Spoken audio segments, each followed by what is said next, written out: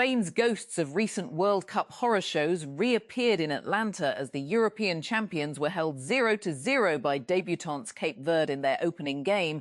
Lamine Yamal was left on the bench as the Barcelona superstar is eased back to fitness after nearly 2 months out with a hamstring injury, and even his appearance as a second-half substitute failed to break down Cape Verde's dogged defence. Sabri Lamouchi has been sacked by Tunisia after just one game of World Cup 2026. The 54-year-old former France international was sacked the day after Tunisia's 5-1 trouncing by Sweden in their opening Group F football game in Monterrey, Mexico on Sunday night. The 2026 World Cup has 13 different kickoff times. You can use the Al Jazeera Sport widget to find out exactly when your team is playing in your local time. Who? France versus Senegal. What? FIFA World Cup 2026. Where? New York, New Jersey Stadium, New Jersey, United States. When? Tuesday, June 16, 3 p.m. local time, 19 GMT. How to follow. Catch all live updates on Al Jazeera Sport. European Union member states have failed to agree on proposals to sanction Israeli National Security Minister Itamar Ben-Gvir, the bloc's foreign policy chief Kaja Kallas said, speaking at a media conference on Monday. Kallas said that while many EU states had proposed economic restrictions, no consensus on that was reached today. SpaceX has captured the attention of media, investors and the public for years now.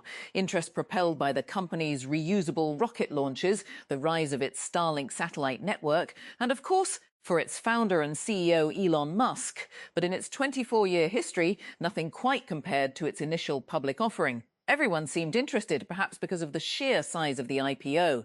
The company priced its 6 million shares at $135 each to raise $75 billion, making it the largest IPO in history and turning Musk into the world's first trillionaire. As Meta tries to catch up in the AI race and boost engagement with its AI bot, the company announced Monday that it's rolling out new AI features on Facebook that aim to change how users find information, create content, and interact with the platform.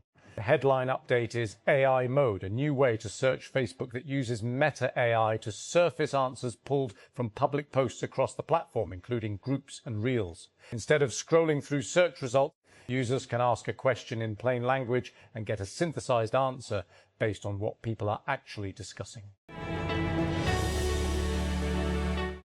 The United Nations Security Council, UNSC, on Monday unanimously adopted a resolution extending the mandate of the UN Assistance Mission in Afghanistan, UNAMA, until June 7, 2027. While highlighting concerns over Afghanistan's humanitarian crisis, terrorism threats, human rights situation, and regional stability, the resolution, drafted by China and adopted by all 15 UNSC members, reaffirms the UN's central role in supporting peace and stability in Afghanistan and maintaining engagement with the country's de facto authorities and other stakeholders. European champions Spain were held to a shock 0-0 draw by tiny World Cup debutants Cape Verde on Monday. Regarded as one of the strong pre-tournament favourites, Spain had been expected to cruise past Cape Verde in their Group H opener in Atlanta. A woman has died in what appears to be a tragic extreme sports accident in Brazil. 3 men have been arrested over the incident, in which instructors failed to attach a rope to her before helping her jump from a bridge in Sao Paulo state. Who? Iran versus New Zealand. What? FIFA World Cup 2026 Group G match where Los Angeles Stadium, California, US, when Monday, 6 p.m. local time. How to follow. Keep up with all updates on Al Jazeera Sport. Iran will finally take to the field for World Cup opener on Monday after months of uncertainty surrounding their participation in the tournament and following the United States-Israeli attacks on their country that began in late February.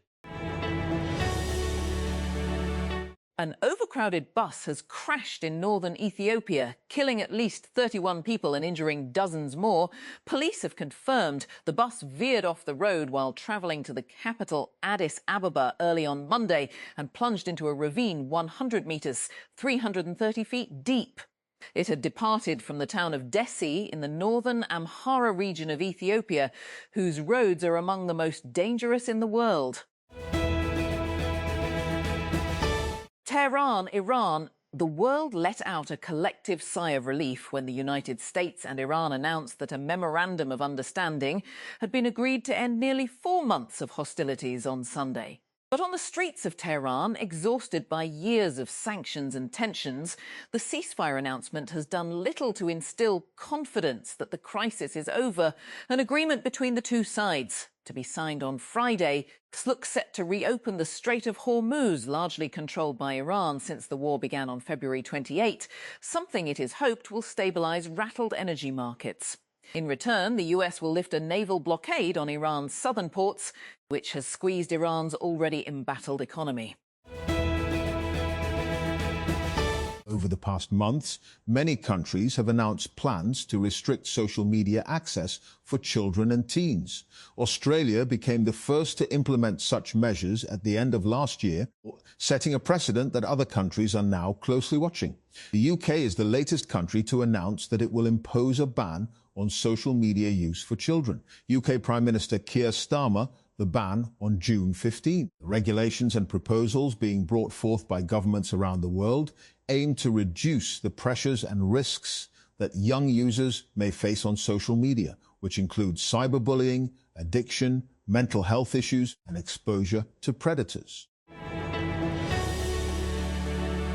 Anthropic has disabled access to Fable 5 and Mythos 5 after the US government issued an export control directive citing national security authorities. The order requires Anthropic to suspend access to the two models for all foreign nationals, whether they are inside or outside the United States. The restriction also applies to foreign national employees working at Anthropic.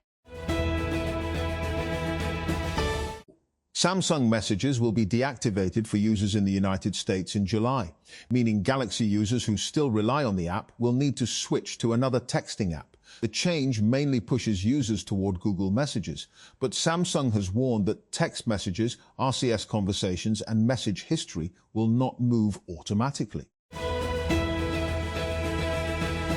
The Punjab Revenue Authority, Pehel, has sealed multiple branches of popular cafe chain Double Shot across Lahore over alleged misreporting of sales data and violations of electronic invoicing rules, according to an official order seen by pro-Pakistani. In a sealing order under Section 59A of the Punjab Sales Tax on Services Act 2012, the authority stated that the business registered under PNTN H053642 was found to have allegedly bypassed the mandatory electronic invoice monitoring system and underdeclared its taxable sales.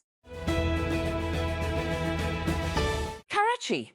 2 bureaucrats have been booked over an advance payment of $8.5 billion to contractors of the Yellow Line BRT project. In an alleged case of misuse of authority, it emerged on Monday. The Yellow Line is planned to connect Quaidabad's Dawood Chowrangi with Numaish and will exclusively use electric buses to ensure it remains environmentally friendly.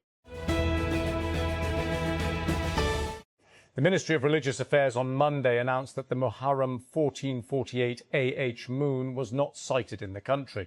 The first of Muharram will fall on Wednesday, June 17, while Ashura will be observed on June 26. In a notification, the ministry said, in pursuance of the decision of the Central Reti Hilal Committee in its meeting held today in Lahore, the federal government in the Ministry of Religious Affairs and Interfaith Harmony, Islamabad, hereby announces that the moon of Muharram 1448H has not been sighted. Medical charity Doctors Without Borders, MSF, admits its staff were accused of sexually abusing at least 59 Sudanese refugees who had fled the civil war in search of safety. Young girls were exploited in some cases, and often food or jobs were offered in exchange for sex. A remote Albanian island has a new nickname, Kushner Island. Jared Kushner, the son-in-law of US President Donald Trump and founder of investment firm Affinity Partners, plans to build a 1.4 billion luxury resort there. The project has prompted large protests, with crowds chanting, Albania is not for sale. Is this the future Albanians want, or a sellout of their land to foreign wealth? In this episode,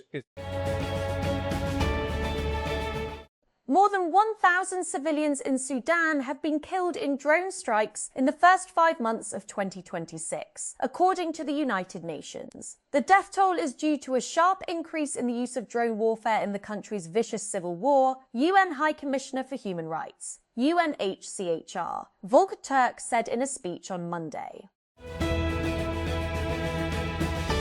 A British court has convicted 2 men for a series of arson attacks targeting properties and a car linked to Prime Minister Keir Starmer. On Monday, the jury in London found Ukrainian national Roman Lavrinovich, 22, and Romanian Stanislav Karpiuk, 27, guilty of conspiracy to commit arson. The verdict was delivered following a months-long trial held in the British capital. A new report from Reversing Labs has warned users about short-form videos on platforms such as TikTok and Instagram Reels that are being used to spread password-stealing malware. The videos usually promise free access to popular products and subscriptions, including Spotify Premium, Windows, Office and Adobe. These offers are being used to lure users into following unsafe instructions.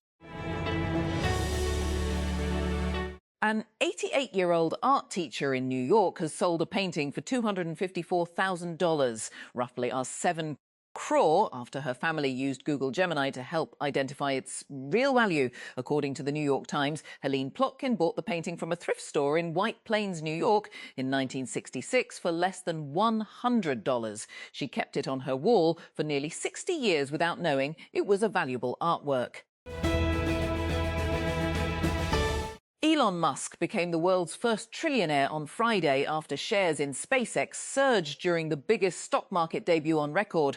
The Tesla and SpaceX founder strengthened his position as the world's richest person, with his total net worth reaching $1.11 trillion, according to the Bloomberg Rich List. Lahore, the Pakistan Cricket Board, PCB, on Monday unveiled a new framework for awarding central contracts to players from the next fiscal year beginning July 1, 2026, while making no changes to either the National Selection Committee or the coaching staff. PCB Chairman Mohsin Naqvi, at a press conference held at a local hotel, made the announcements. He was accompanied by the High Performance Centre Director Aqib Javed, White Ball head coach Mike Hessen, PCB Chief Medical Officer Dr. Javed Mughal and other officials. A daredevil social media free climber nicknamed the Spider-Man of Yemen has died after falling into a volcanic crater in the country's southwest. Al-Kaka Ibn Antar had been attempting to climb its steep rock faces on Friday without safety equipment when he fell in, according to local authorities. A 60-day deadline for Iran to make a nuclear deal with the threat of US military force looms, as President Donald Trump says he hopes for a deal even with Iran's leadership remaining defiant and Israel pushing for military action sound familiar.